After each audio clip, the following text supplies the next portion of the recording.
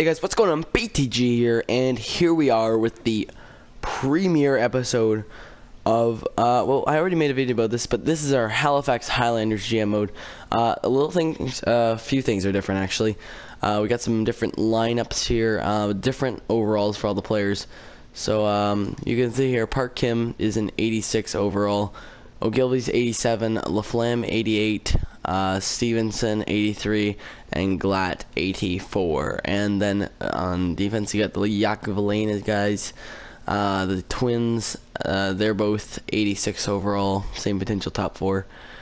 And then in net we got Marco Belchor, who I might gone up a little bit, I'm not too sure actually. He's got a couple years of growth left to him. But yeah guys, I'm really excited to restart the series, because I only did one episode previously, and I don't know, that was just kind of stupid, and I felt kind of bad about it. So glad to get back in here, and we can get this started. So pretty much I just threw together a bunch of guys from one of the other leagues, and one guy or a couple guys from free agency. I'm waiting on a free agent here.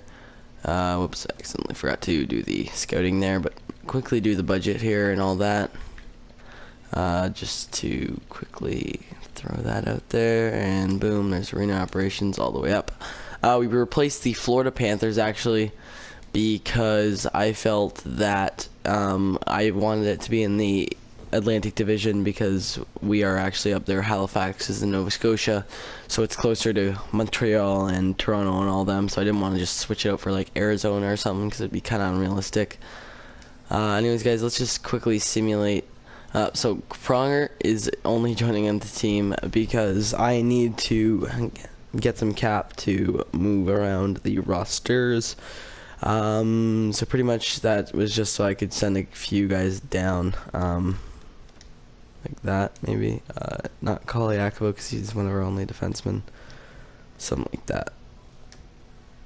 Okay, so defensively, this is our, yeah, those are our guys. Those are guys in net, and forward, those are our guys, I guess. So actually, let's take a look in the system. We got Martin Erat in the system. I don't know if I really want to use him though. I'd rather use someone that is younger, has more experience. We could use Jared McCann maybe, but you know what? I'm gonna leave him down in the minors for a year. Defensively, we got no one pretty much, and in the system here we got Jonas Hiller, who I brought in, on the NHL team as kind of backup just in case. Anyways, so before the series starts up, can you guys please drop a like on this video, and let's try to hit 10 likes, and hopefully this goes well.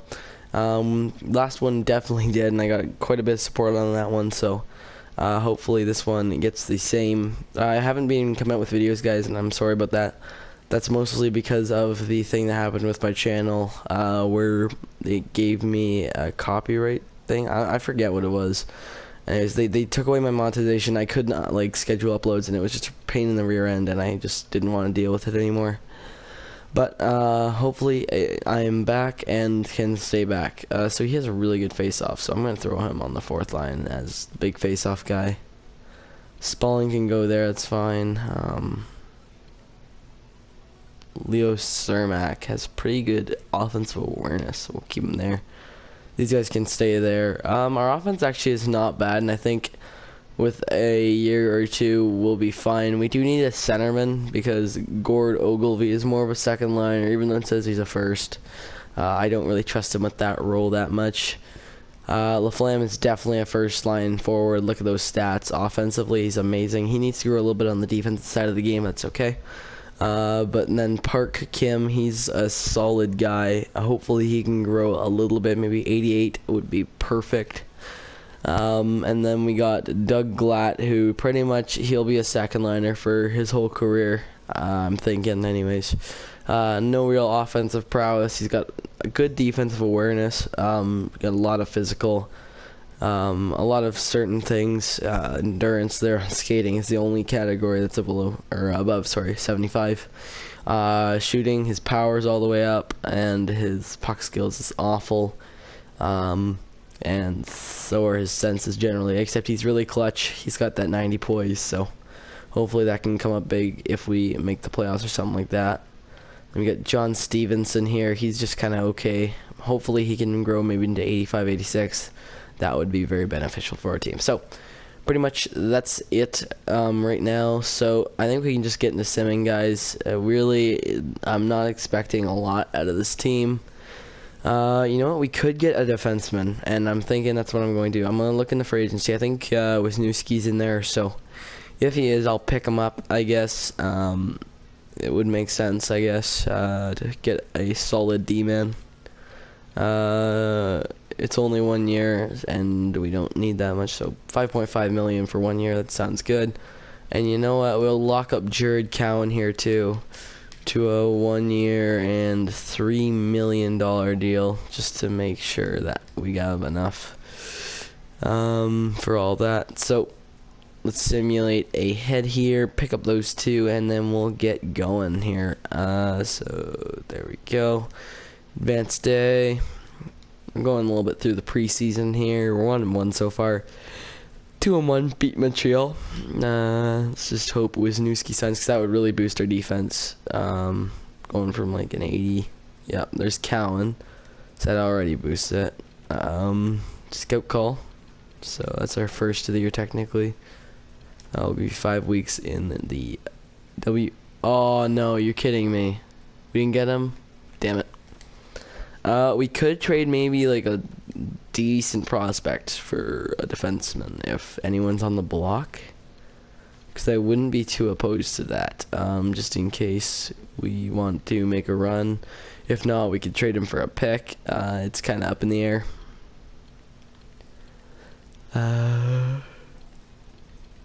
No one really standing out other than what's his name, Boschman.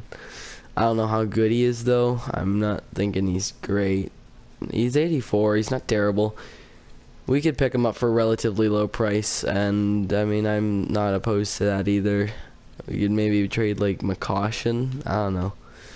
Not really looking to give that up. Shemish wouldn't be bad. He's only a 70. If they took this straight up, I'd be happy. Okay, so they're a little off there. Maybe adding like a 5th or a 6th. Let's just check 6 here. Will that go through? Nope. Let's try one more pickup. 5th round pick and Shemish. Just a bit low. Okay, I'll add in a 4th. If they add in a 6th maybe or something like that. I don't know. We could do something. Would that work?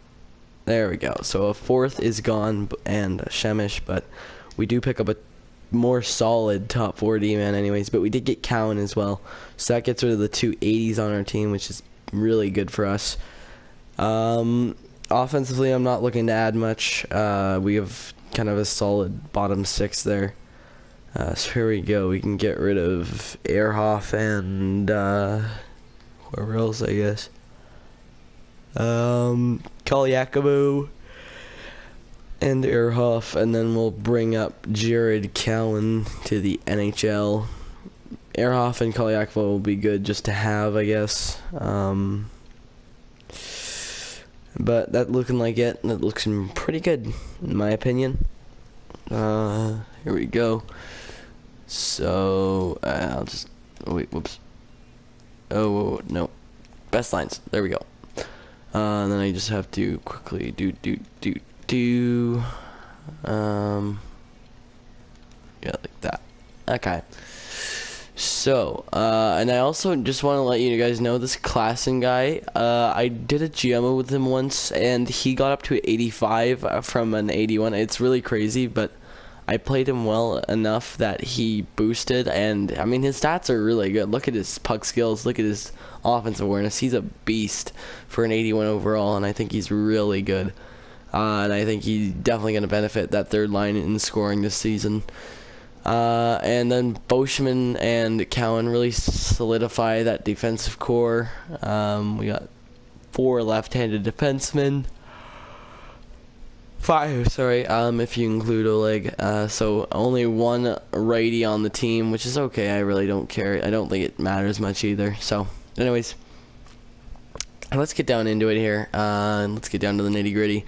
and we can start simming. We have a 90, 90, 89. We're really not expecting to make the playoffs. We could, but I'm not saying it's like a goal or anything. But maybe LaFlamme could carry us. Who knows? Anything could happen, really. And him being a high elite, he will grow during the course of the season. So hopefully he can get good enough where he's putting up points night in, night out, and we could maybe have a chance. Anyways, so let's just sim through the rest of the preseason here. Doesn't matter at all. We're 4-1, which actually is pretty good. 5-1. There we go. There we go. Tampa Bay here. We lose our last one, so 5-2. That's pretty good. Yeah, the NHL playoffs are on right now, guys. Unfortunately, my boys, the Toronto Maple Leafs, were knocked out in the first round. Rip, guys. Good season. But now Pittsburgh is up against Washington. I think they're going to destroy them. I mean, they've already won Game 1. Game 2 is tomorrow, I believe. But it's really just, I don't think it's going to be close. I think they're going to sweep them over 5 games, one or the other. I really don't see Washington going far. Everyone always says it's their year, and it never is. So, you know, I'm going to take the bet that it continues here. Anyways, guys, we're 2-3 so far in the regular season here. We're on a 4-game losing streak, actually, after winning the first 2 games. Up against Toronto, we lose again. We're 2-5, the opposite of what we were during the preseason. We lose there, but then we get a win afterwards. And honestly, guys, I'm thinking we might have a couple bad seasons here, but you never know. We could go better, and we could go worse. It's kind of one or the other. So we get a 4-2 win there and go up to 4-6, which is pretty good. Another 6-2 win, so we're getting it back here with 3 consecutive victories up against the Capitals now. 1-0 victory. We're 6-6. We're back at 50-50, which is pretty good. The one thing that I would like is to maybe finish bottom 10 this year, and we could maybe pick up a guy like Velarde, where it isn't like a big long-term commitment, but it would definitely be something that can fill the hole when necessary. Because I'm sure when Ogilvy is kind of dropping, or Ogilvy is dropping, I'm sure that he'll be ready by then, and he'll be able to step up and take the call. We're 77 here, though, guys. 3-2 shootout loss there. 7-7-1. Really not a terrible record, though. I'm really impressed with what we're doing here.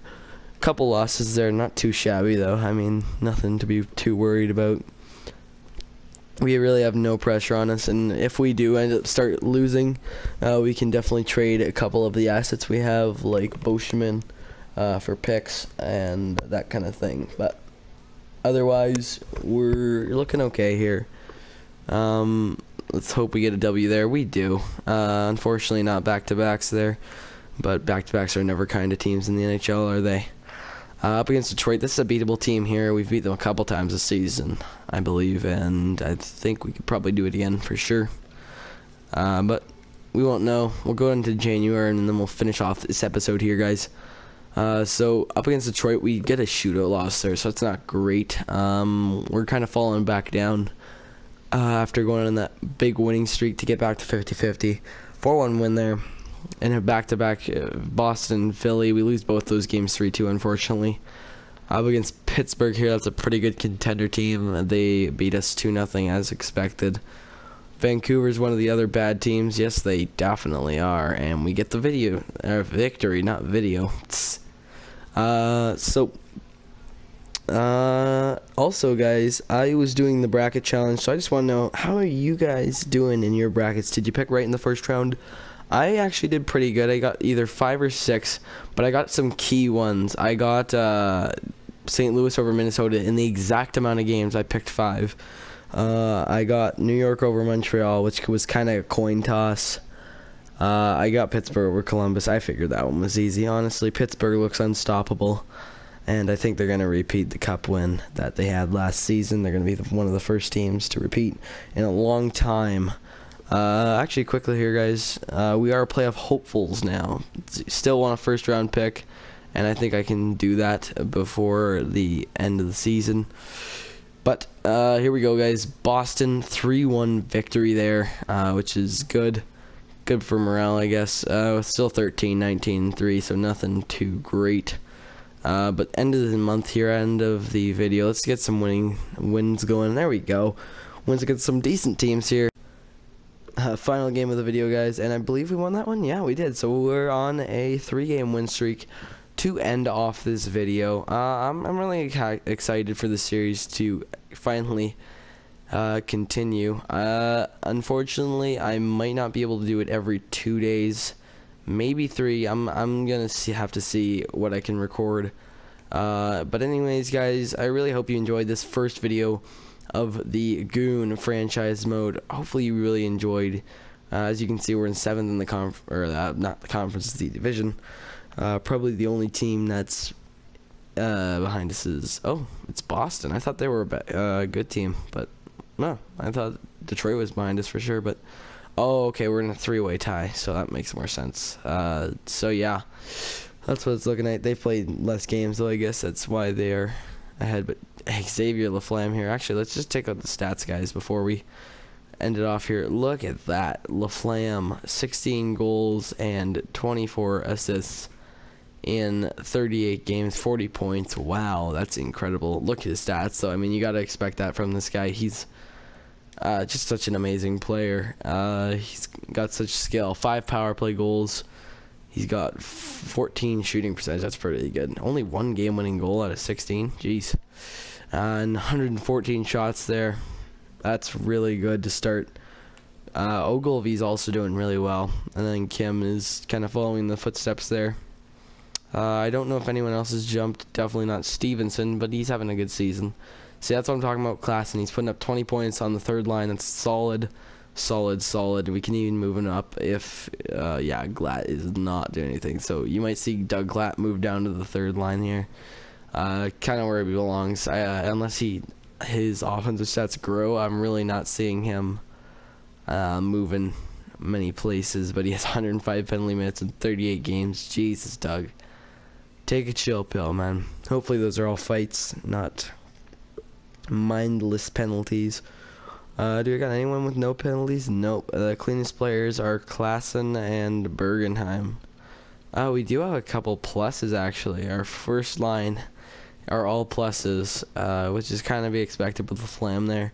He's probably going to end up being a 92 or something like that, or a 93, so I'm not too worried about him.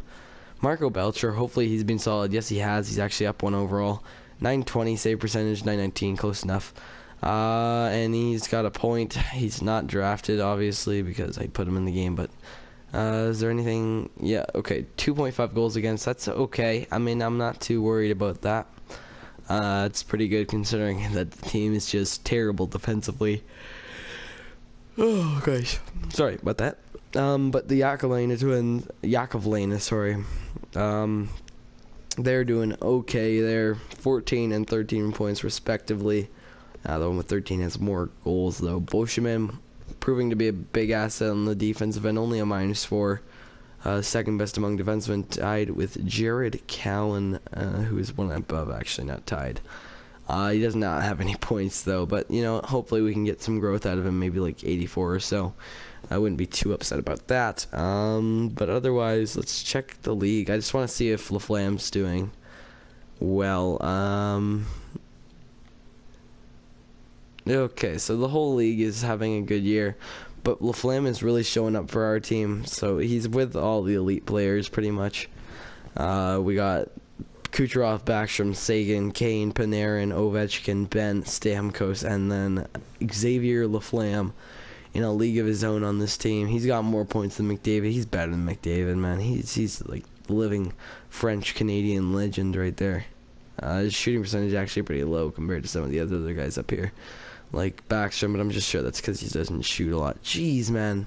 Kane already has 27 goals in 39 games. You're on point for like a 60 goal season there almost. Like, that's incredible.